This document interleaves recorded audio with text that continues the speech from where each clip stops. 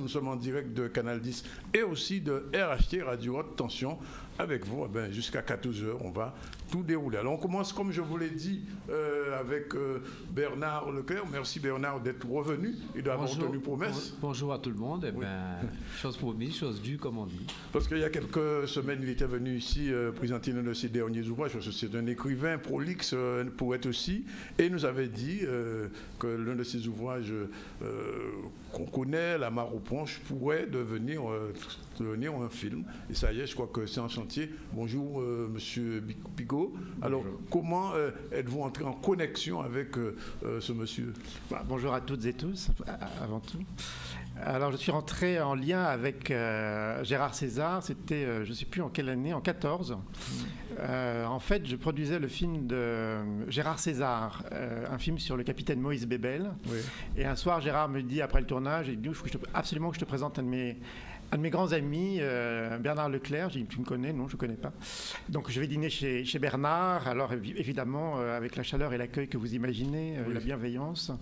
Et puis finalement, au gré de la soirée, il me dit qu'il est auteur et il me demande ce que je bouquine en ce moment. Donc je lisais, je ne sais plus quel auteur, Pascal Quignard ou tant d'autres, je ne sais plus.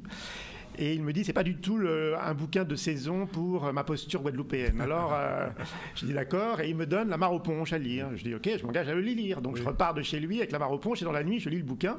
Et je le rappelle le lendemain, je dis, écoute, pour moi, La Mare aux Ponches, c'est un film, c'est un scénario, il y a quelque chose en puissance, là. C'est une écriture puissante. D'abord, il a une très belle écriture littéraire, très envolée, très lyrique. La phraséologie est belle, on a envie de ne pas quitter le bouquin. En fait, on a envie de ne pas le terminer. Plus ça dure, mieux c'est. Et voilà, c'était un peu mon propos. Et je me suis dit, écoute, moi, ça m'intéresserait bien de l'adapter pour le cinéma. J'avais déjà fait 3-4 documentaires que j'avais réalisés et produits. Et alors, il me dit, banco. Et donc, c'est comme ça que c'est parti. C'est parti comme ça, et je me suis mis à adapter ce livre, à en extraire ce qui m'intéressait évidemment, comme tout un chacun. Donc j'ai gardé à peu près 50% du bouquin, et après j'ai écrit un Alors on va le faire à l'envers. Bernard, quand vous avez rédigé La Mare aux Ponches, vous avez pensé à un film, vous avez pensé cinéma, scénario, vous avez écrit au fil de la plume, comme on dit? Alors, c'est pas vrai.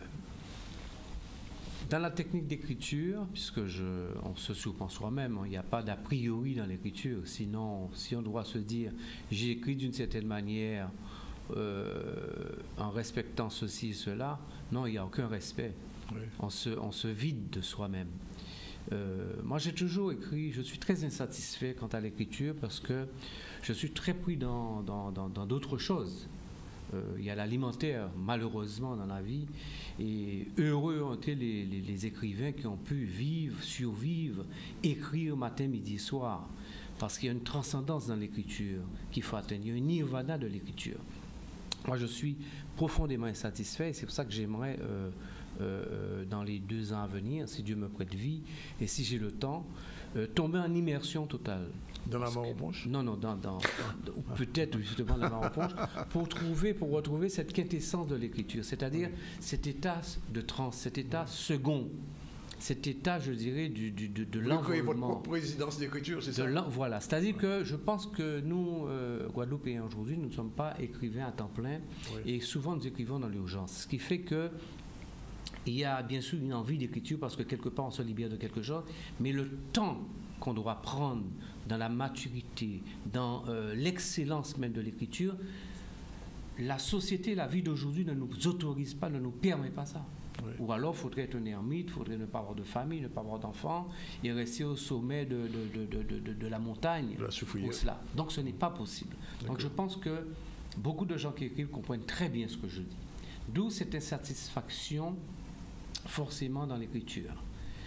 Alors, ce qui fait que la magie quand même de l'écriture, c'est que 2 êtres ou des êtres se rencontrent quand même autour de cela. C'est pour ça qu'il faut quand même écrire, sachant à quel niveau qu'on pourrait toujours faire mieux. Et l'écriture envoyée en l'air, comme je dirais, comme une colombe, fait toujours retomber des plumes ailleurs qui vont servir peut-être à créer quelque chose. Oui. Et c'est pour ça que je n'aurais jamais pu supposer. Il y a le hasard, tout comme Aimé Césaire, qui un jour, par inadvertance, le père du surréalisme, André Breton, rentre dans une mercerie. Oui. en Martinique et tombe sur Cahier d'un retour au pays natal et qui le prend systématiquement, qui le lit et qui dit avant de partir, je veux savoir qui est cet homme. C'est extraordinaire, qui lui dit je pars avec un exemplaire et je vais écrire une préface et on va rééditer ça en métropole, et qui fait une préface extraordinaire en disant que la parole d'Aimé Césaire était belle comme l'oxygène naissant. Et Aimé Césaire est devenu ce qu'il est, père de la négritude en surfant sur le surréalisme. Je veux dire que tout ce que nous avons à sortir de nous pour pétrir le monde, quelque part, c'est indispensable parce que ça rejaillit. Alors Bernard, vous savez, en ce moment, vous êtes regardé à Marie-Galante, pas de problème, c'est normal, on est en Guadeloupe, en Martinique, en France aussi, en Guyane. Alors beaucoup de ces gens qui vous regardent en ce moment ne savent pas ce qu'est la mare aux ponches. Nous, on connaît la mare aux ponches, de toute façon, des Guadeloupéens, et on va souvent à Marie-Galante, on passe devant cette mare aux ponches. Alors en 2 mots, pour les gens qui ne savent pas, qui en France, qui se disent, mais de quoi ils parlent, la mare aux ponches, qu'est-ce que c'est que cette histoire? Alors, en 2 mots, c'est vrai qu'en ce moment, il y a des festivités à Marie-Galante et l'aspect culture nous fait toujours défaut. Je suis passé récemment avec Arte pour un tournage au sujet de la mare aux ponches sur le lieu dit, et je peux vous dire que j'ai trouvé le lieu particulièrement détruit. Oui, le pont est pratiquement cassé, il y a une belle sculpture qui n'est pas éclairée. Je pense que ce temple, ce lieu sacré de la mémoire du Marie-Galantais est aujourd'hui bafoué, souillé.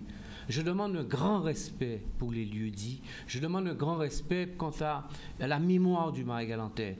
C'est pas parce qu'on va se doudouiser à outrance, qu'on va danser, qu'on va festoyer autour je ne sais quoi, qu'on fera le respect de notre nom et de qui nous sommes.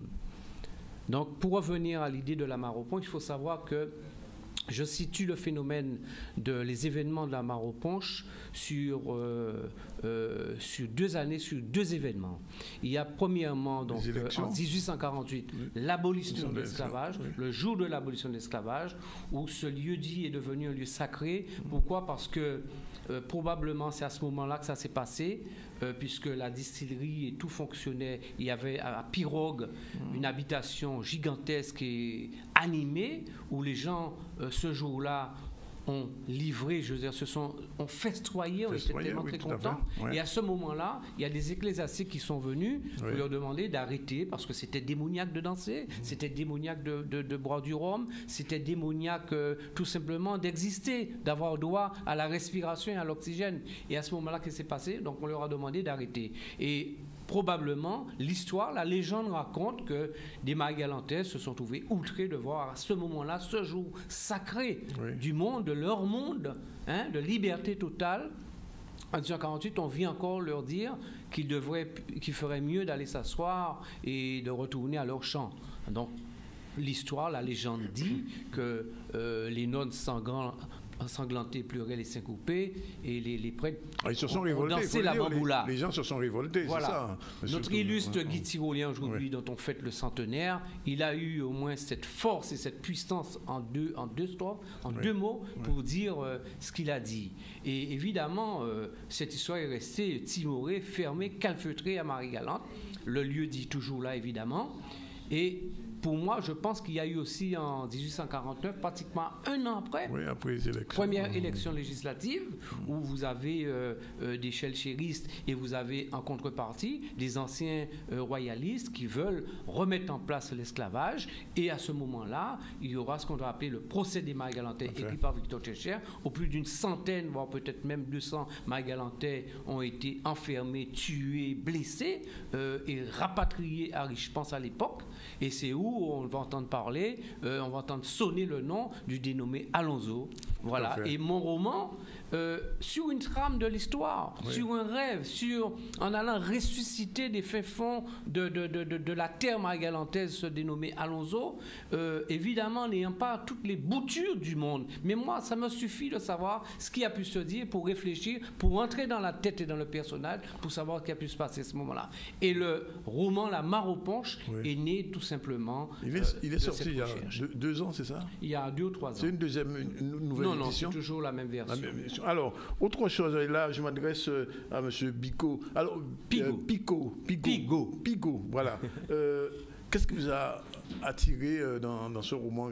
C'est quoi la trame, l'histoire, la violence, la légende? Qu'est-ce qui a déclenché chez vous l'envie de réaliser un film à partir de cette œuvre?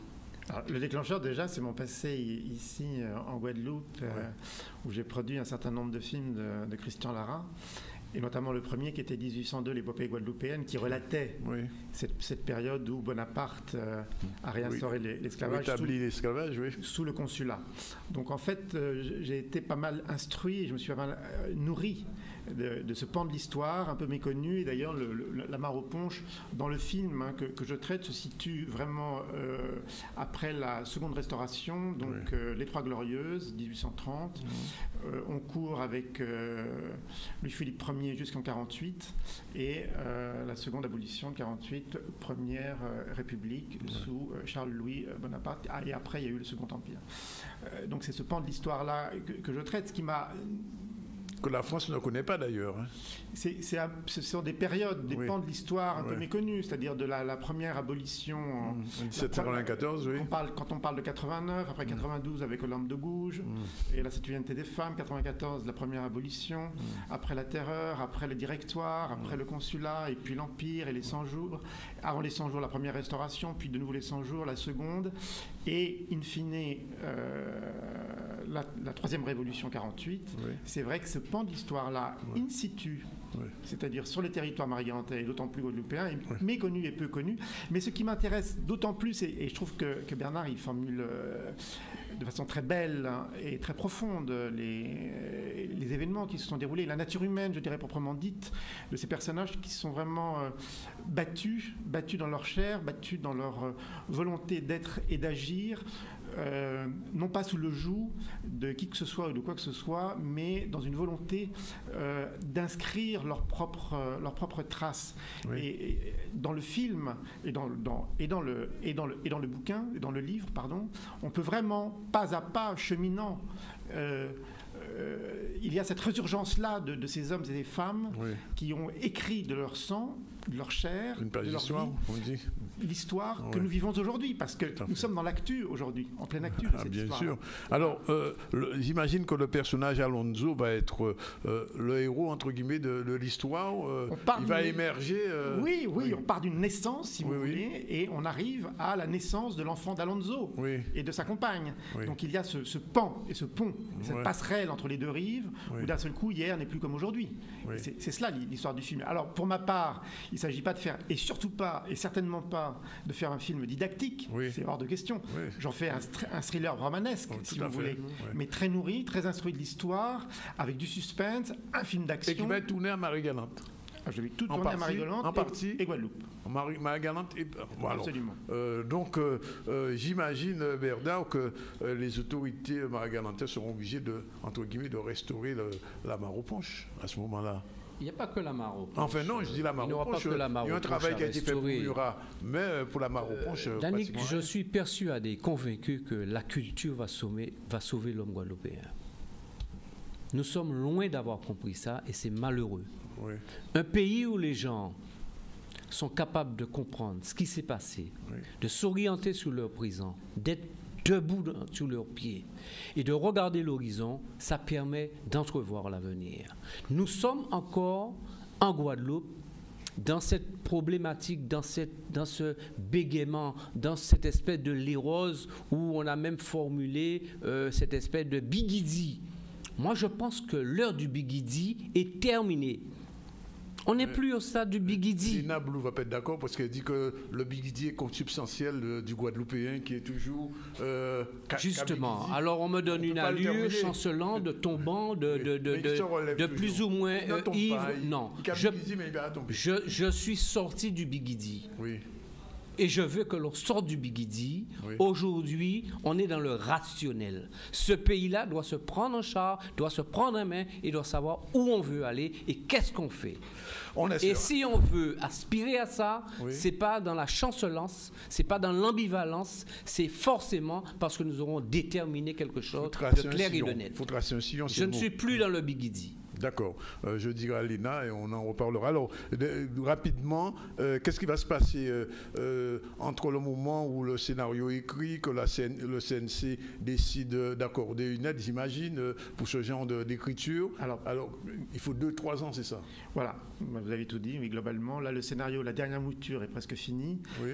J'ai besoin, évidemment, je suis ici pour m'imprégner un peu des territoires, pour créer de la valeur ajoutée au scénario et surtout mon ressenti par rapport à tout toute cette histoire qui draine cette réalité. Il faut que je m'en nourrisse, que je m'en inspire. Je suis aussi ici pour rencontrer évidemment les personnalités qui peuvent se fédérer et conférer à faire en sorte que le film existe. Oui. Et donc je suis dans les prémices, c'est les premiers pas de la production du film, évidemment. Donc on est dans la période d'écriture. Oui, dans 2-3 ans, le film va se faire. Dans 3 ans, on pourra en parler. Juste une question et on termine là-dessus. Bernard a dû vous le dire. Vous savez que Marie-Galante a été quelque peu un moment indépendante. Elle était indépendante, oui. Alors est-ce que... j'ai envie de dire, est-ce que cette image va survoler le film quelque part? On sentira que Marie-Galante a été Marie-Galante à ce moment. Je pose la question comme ça. Ce qu'on sentira à un moment donné, et c'est un peu mon choix, c'est cette... j'ai coutume de dire que si la symbolique est à l'émotion, ce que la métaphore est à la pensée, on verra à un moment donné qu'à l'intérieur de ces grottes, et notamment à Caille Plate, où le marronnage a existé pleinement, et a pleinement existé, et ils ont créé leur propre façon d'être et d'agir et de vivre, selon leurs propres lois et leurs propres règles, où je fais une petite séquence dans le film où le personnage, le rôle-titre féminin, je cacherai son nom pour l'instant, donne des cours d'alphabétisation à un enfant, je ne dirai pas où non plus, ni comment. Je pense qu'effectivement, à ce moment-là, on se dit que c'est un peuple qui prend son avenir en main et que son indépendance est là et que cette liberté d'être est là et qu'elle peut exister pleinement, à part entière, dans son schème identitaire, absolument. 13h02, on vous remercie en tout cas d'être venu nous faire cette première annonce. J'imagine que on a fait le tour des médias quand même pour faire passer le message, un message important. Et puis on attendra le premier tour de manivelle et on sera là probablement avec vous, Marie-Galante, pour voir ça, parce que c'est un événement, il faut le dire. Et quand il y a un événement, on le célèbre avec du punch quelquefois. Et j'imagine qu'à la fin de cette émission, vous irez avec Bernard pour le punch. Voilà, il est 13h02, on va prendre une pause publicitaire. On va retrouver Mendy tout à l'heure pour le journal.